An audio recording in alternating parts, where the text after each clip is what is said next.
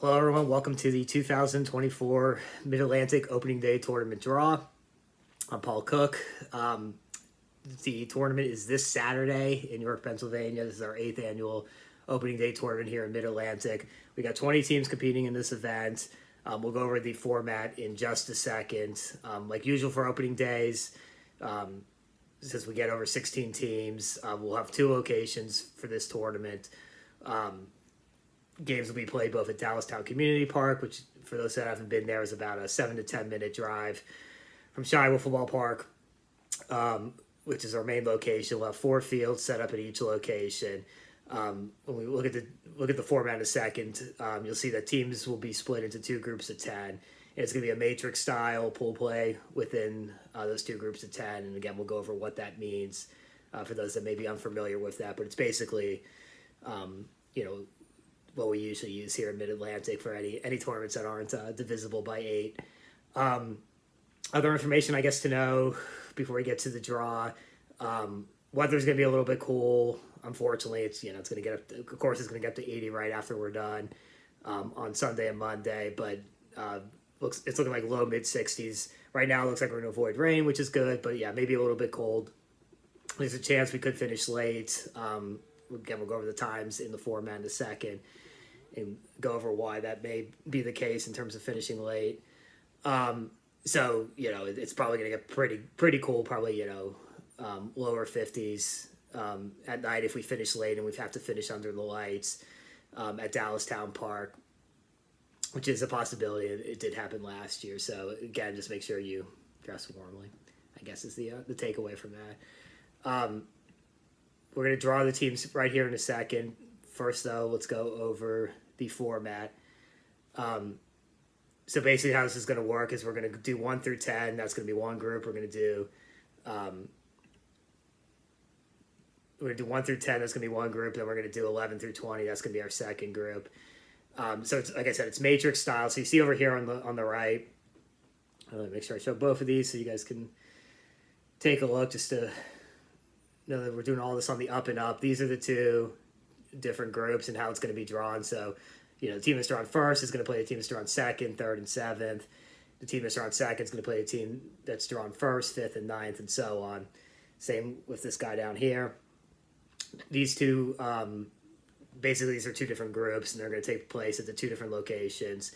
What we're going to do, it's a normal Mid-Atlantic wiffle ball rules where every team that goes 2-1 or better will advance to the playoffs automatically.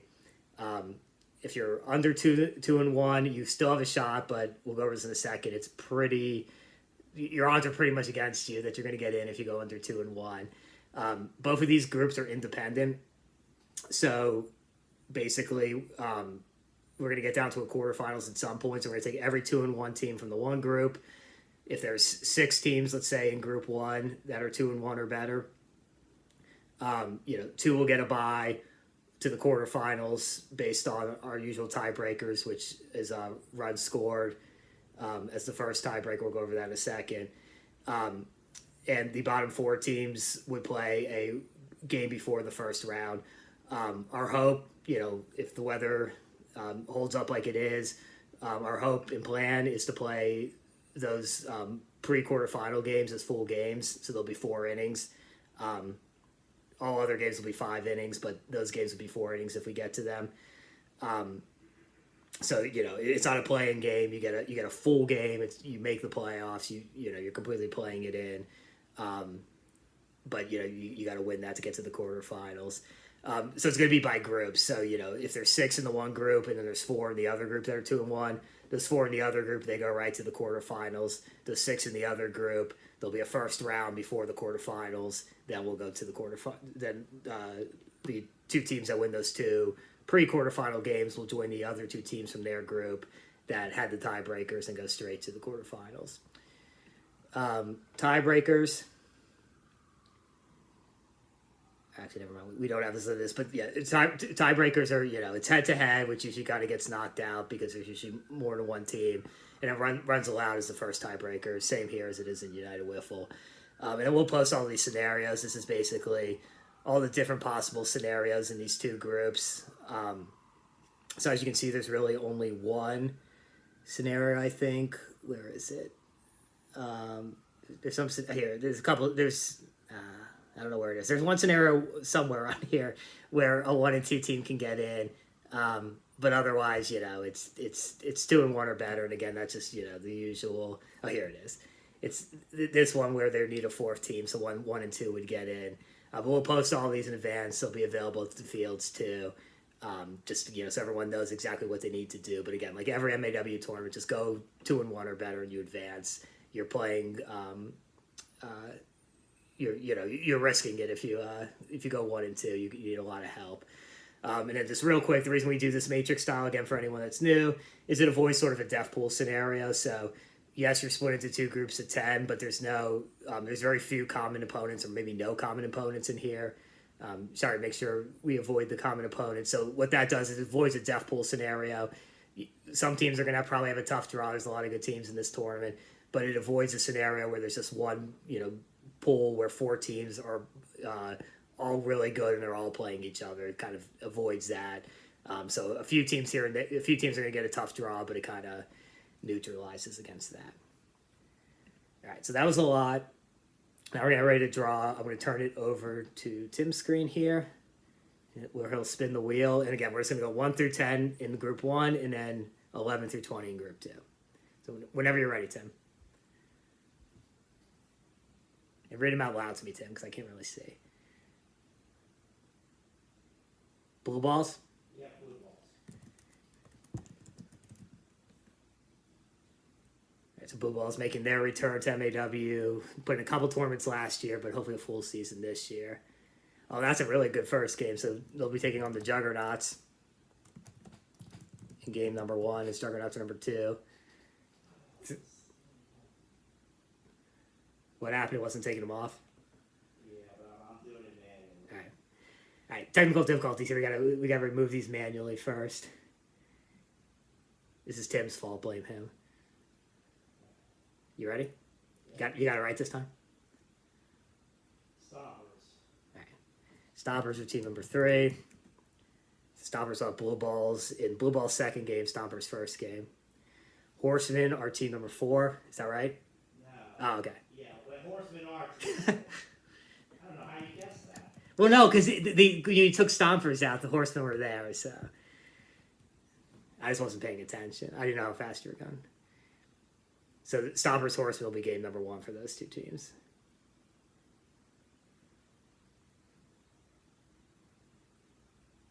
All right, we got Vortex out of the East Bangor Wiffle Ball League in Pennsylvania. They're team number 5.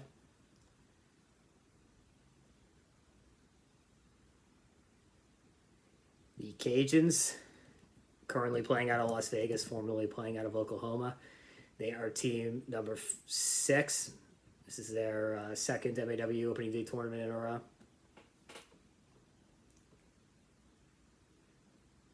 Team number 7 making their Mid-Atlantic debuts is NWL out of Rochester. Make sure you watch these kids. They have some really good players. We're hoping they make it out to a few tournaments this year. Really good team. A couple of their players played on the rise in last year's U17 tournament at UWIF weekend. So make sure you introduce yourselves to them. Dinos are team number 8, so they'll take on NWL in their first game.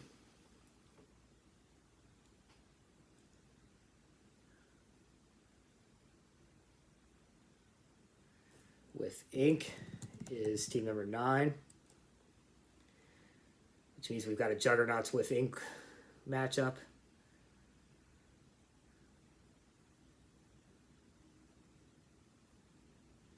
And the Yaks are team number 10.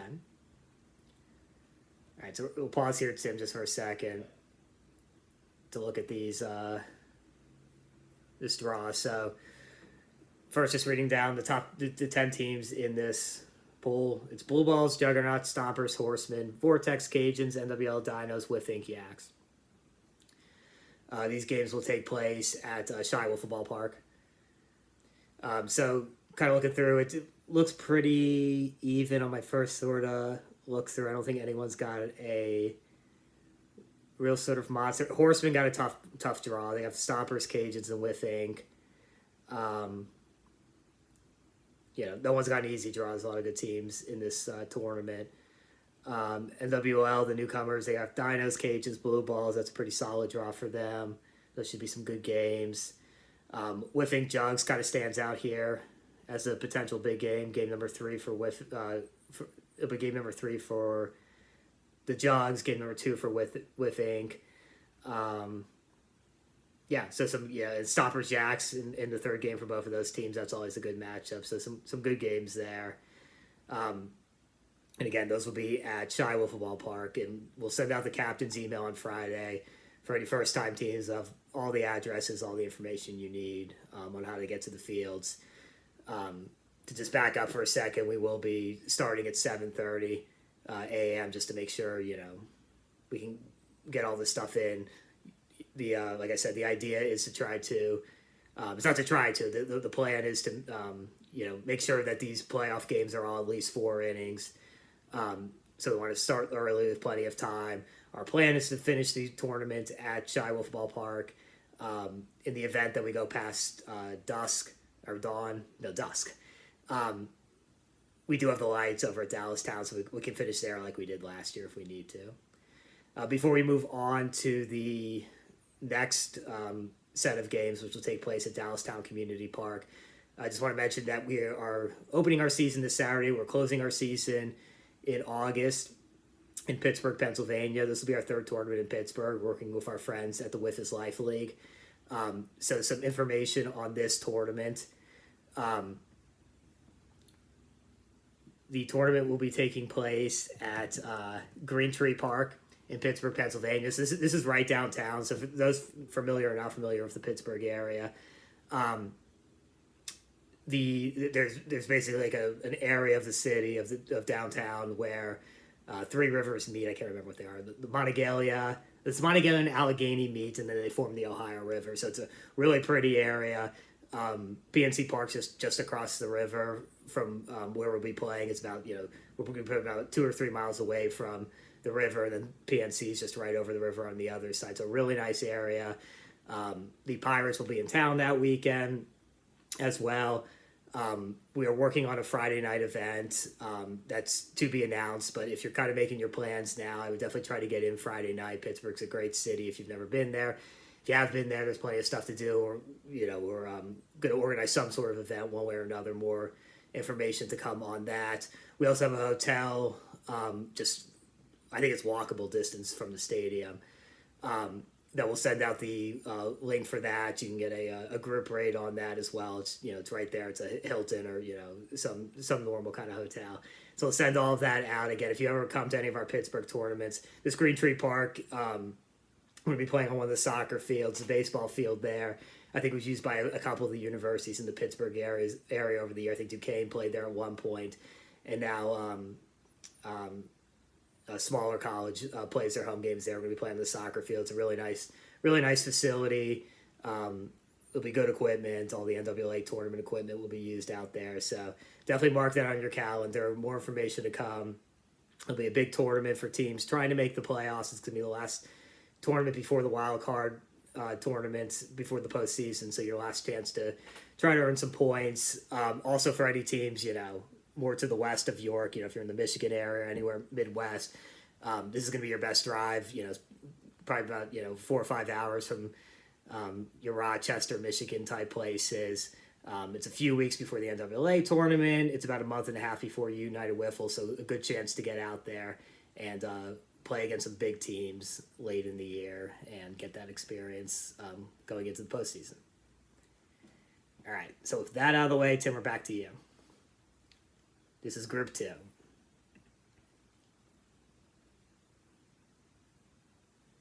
Returning Goon Squad, who we saw last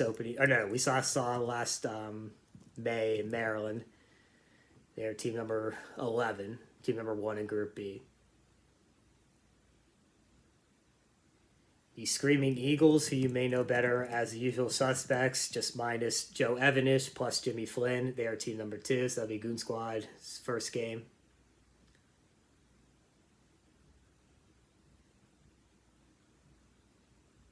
The Las Vegas Whifflers, last year's opening day champions, are team number 3. Looking to repeat.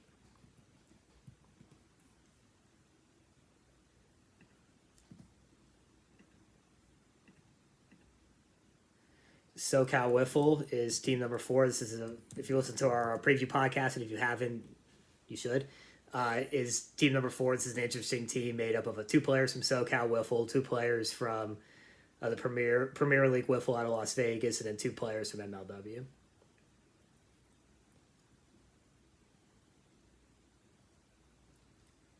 We got TC35 next out of Texas. This will be their one and only appearance. Some of their players are going to scatter to play on other MAW teams after this tournament. Happy to have them back. They reached the quarterfinals last year. Still on the board, both Dragons and Old Line.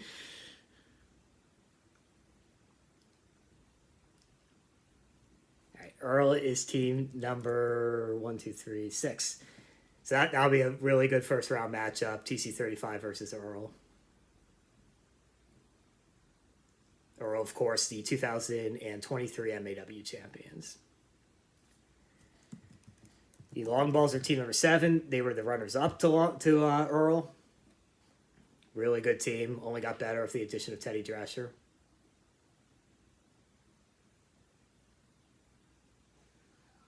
Oh my God. Risers are team number 8. They will play the Long Balls in their first game. Risers veteran team, mainly veteran team. Dave Capobianco, Jerry Hill, and Chris Owen. But they added last year really good young player in Ben Doolin, and he'll be their opening day too. That's another player, along with a couple other guys. Jackson Pearson on SoCal Wiffle, Sawyer Bien on SoCal Wiffle, TC35's. Connor Jaso. So this is some really good young players out here on both locations that you want to check out. All right, so we already know what this is, and this is honestly unbelievable. Dragons are team number 19, which makes Old Line Wiffle team number 20. So these guys always seem to match up. Happened again. Let's finish it out here. All right. So let's take a look at our second group, which will play their prelim games at Dallastown Community Park. Again, this is every team that goes 2-1 or 3-0 will advance to the playoffs. If there's less than 4 2-1 or 3-0 teams in either of the 2 brackets, we'll just take the top 4. So a 1 and 2 team would make it in that scenario. If not, we'll play down to the quarterfinals, but we'll play it down separately at each of the 2 locations. So we got Goon Squad, Screaming Eagles, Las Vegas Whifflers, SoCal Wiffle, TC35, Earl, Long Balls, Risers, Dragons, and Old Line. Goon Squad Goon Squad so far has got the toughest draw. They've got what's essentially the defending national champions, the last year's opening day winners in Las Vegas Whifflers, and last year's MAW Mid-Atlantic Championship Tournament winners, Earl. So it's a tough draw for the returning Goon Squad. But they had a tough draw last year, and they ended up going 2-1 in opening day. So never count those guys out, especially if Fink's arm is healthy. Everything else so far, it's kind of scanning it down, looks kind of neutral. TC35 doesn't have an easy draw. They got Earl, Long Balls, and SoCal. But all those games should be fun to watch. Yeah, everything else kind of looks relatively neutral for each team. So again, these games will take place at Dallastown Community Park. Our Group 1 games, which we announced earlier, will take place at Shiloh Football Park. Again, Captain's email will be coming out no later than Friday. Look for that. They'll give you all the addresses, and all the other pertinent information you need. If you have any questions in the meantime, hit us up on any of our social media accounts. You can also text Tim at 301-661-7980 with any questions you have. I don't know if he's happy to answer, but he'll answer. And just let us know if you have any questions. Dress warmly. Hopefully the sun peeks through. Looks like it's going to be cloudy, but if the sun peeks through, it should be pretty nice, in the lower mid-60s. We look forward to seeing everyone back out on the field this coming weekend in New York. So thanks as always for